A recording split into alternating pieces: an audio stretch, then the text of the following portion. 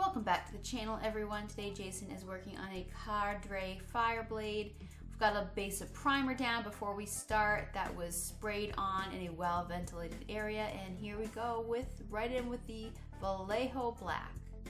He looks so angry. Nothing too fancy here. I'm just going to be painting the base coat in black. Doesn't really matter what color black. Now onto Mephiston Red. This one always goes down a lot brighter than you think and significantly dulls down later on, but we'll be getting the base coat here before getting gradients for highlights later on. The goal of getting these base colors down is to work dark to light and inside to outside so that we don't cover up stuff. And now we come to my favorite part of this figure, the cape, which I think is a nice feature. And it is the only cape I've ever seen on one of these figures. That's true. Tao, you seem to usually just have kind of a stormtrooper look, so he's got some real flair to him. Getting kind of the finicky details here, but just using a small brush and not mushing everything up together. Another somewhat unique feature on this figure is the blue face. Most of Jason's figures have helmets and you don't see their skin, but this is actually accurate skin tone for this alien.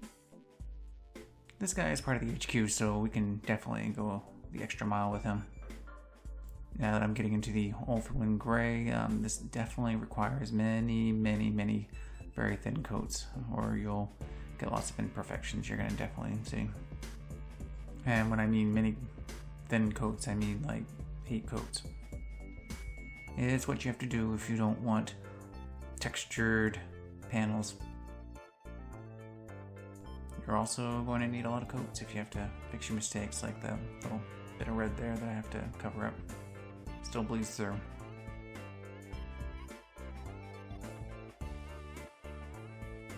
Definitely drowning this thing in wash, but you take the excess off.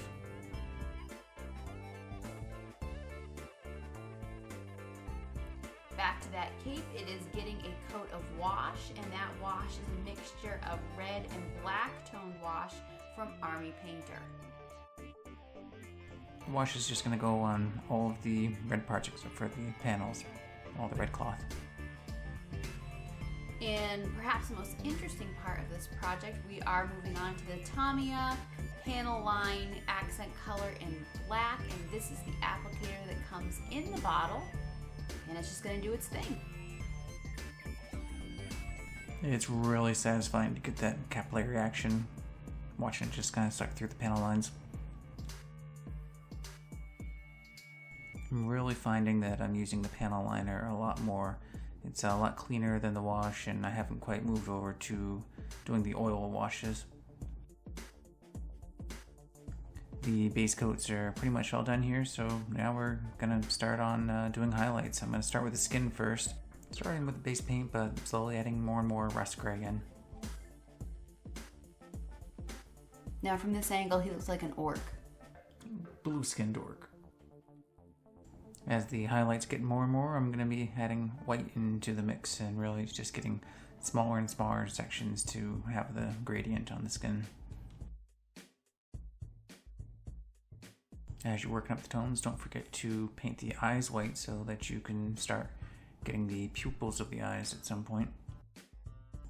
And he's also got some healthy teeth, so make sure we paint those in.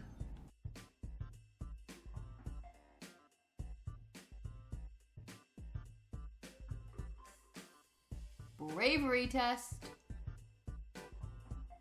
Now's the time to break out your tiniest brush to put in those eye marks. It's easy to see each layer at this distance, but I'm looking for a 2-foot standard. Now I'm just gonna put some highlight on the hooves here for these space cows.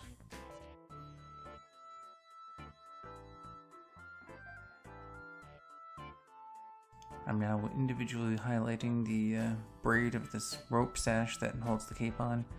Probably not necessary as much as I'm bringing the value up, but there's a detail that I could do. I was also a little confused on the top side of the sash thing, but I just tried to drag some of these whiter highlights forward to cover the top side.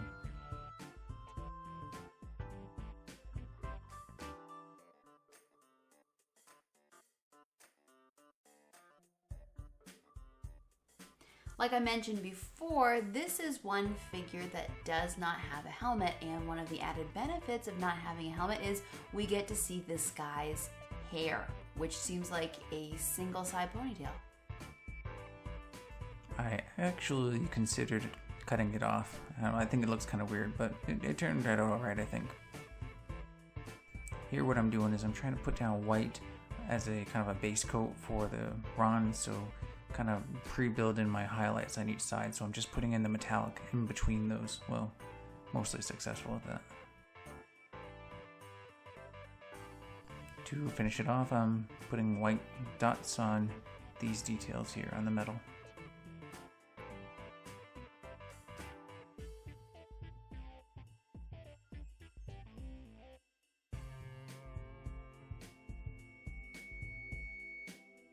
Here we're using the Pit Artist pen because the liner was not going to work because the lines were actually filled in by paint.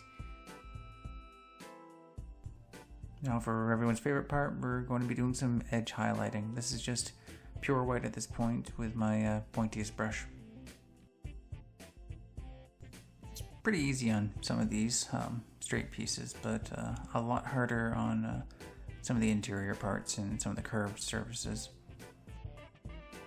For example, the Tau symbol on the shoulder armor is kind of tough.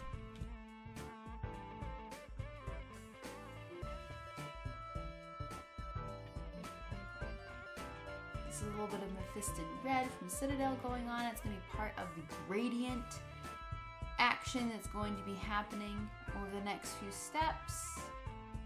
We started with Mephiston Red, but since we washed it, we're going to put it right back on and then slowly move through Evil Sun Scarlet and Wild Rider Red. But the other important thing is I'm going to be stippling on texture.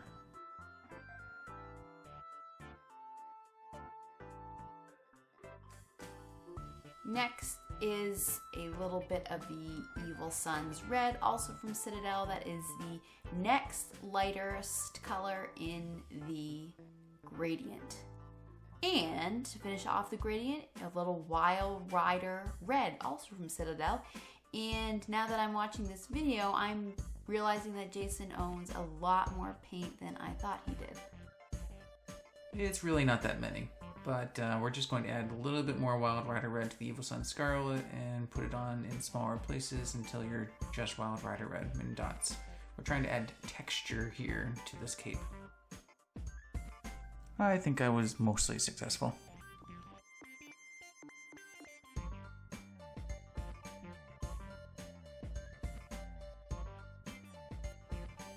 And here we're just continuing that process of highlighting like we did on the cape.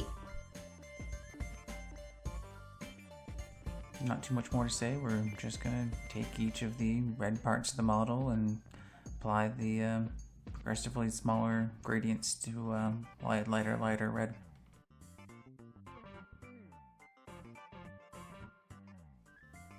And what is that we're painting? Some sort of Tau symbol on his armor. That looks like a button.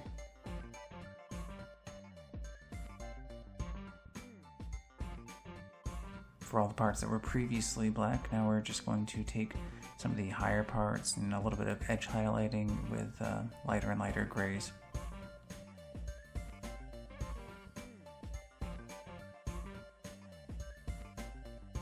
Probably could have used a slightly lighter gray on this, but I didn't want to make it too stark. I think it is more effective in real life. I don't think the camera's picking up, but there is a bit of a difference there as we're getting the gray on there.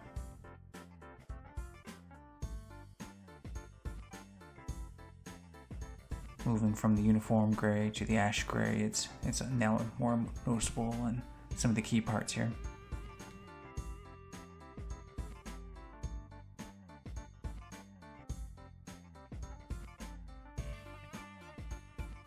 Next, we're working on the lens, on that scope, but it's kind of a technical process, so I'll just let Jason explain it. Just going to use lighter and lighter greens with a dot of white in the upper corner, opposite of the lighter side.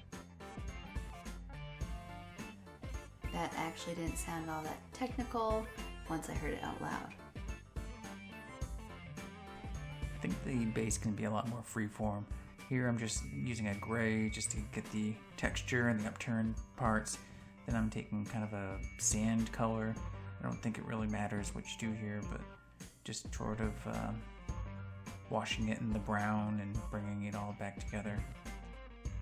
And then dry brushing the highlights back onto it.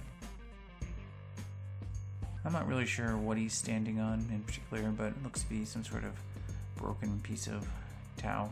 This is a good part where we're going to put what looks to be texture on there, or we're going to add more texture with this Army Painter kit. I have some sort of rubble, you can't see what I'm doing, but it's in there. What I like so much about the base is that green color really sets off the red in the cape. And make sure you always take the time to paint the rim.